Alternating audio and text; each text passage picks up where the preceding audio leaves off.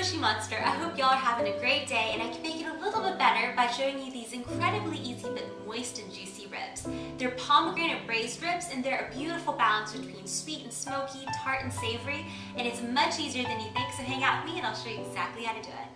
The first thing I want to do is dredge my ribs, and I let them come to room temperature after I've rinsed them. And you want to season your flour, your all-purpose flour, with salt and pepper.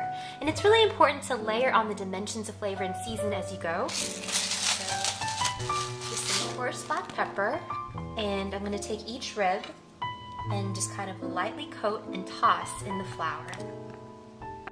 In a heavy bottom pot glazed with either veggie canola or peanut oil, you want to develop a deep crust for your ribs. In the same pan, you want to begin softening together your onions and your garlic.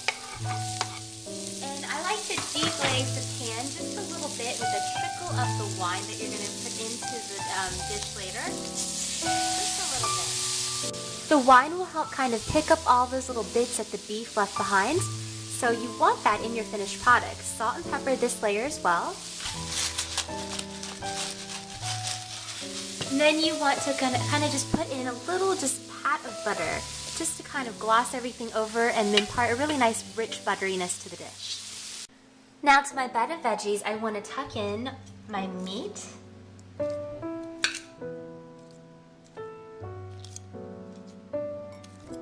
And then I want to pour over my wine and pomegranate. So I'm using pomegranate juice and I'm using a dry red wine. I'm using a Merlot here. And you want to kind of cover it, let it go like that. And remember to salt and pepper this layer as well. And you can put in a sprig of fresh thyme if you'd like. I just don't happen to have any today. And then just kind of tip in your bay leaves, which is going to impart a really nice rich flavor as well. And then put this whole thing into the oven, and I let it go just depending on how much meat I have or how much meat is on the bones or how tender I want it, for about 3 to 4 hours at 350. I just have some mashed potatoes that I'm going to serve my ribs on, and polenta would also be a very lovely option as well. I'm going to salt and pepper my potatoes. I've just run them through a potato ricer, just to mash them up.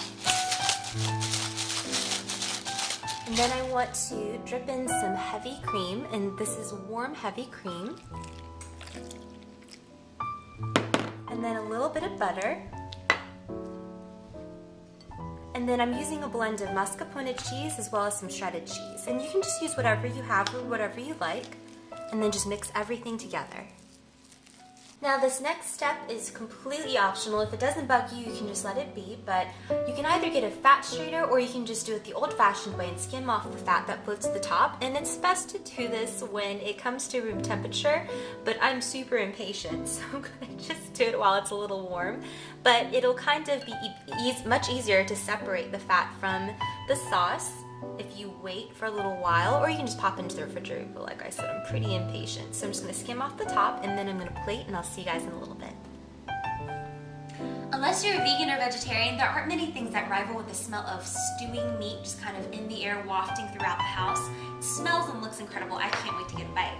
Let's see how it tastes. Get a big bite. It's hot, but I don't care.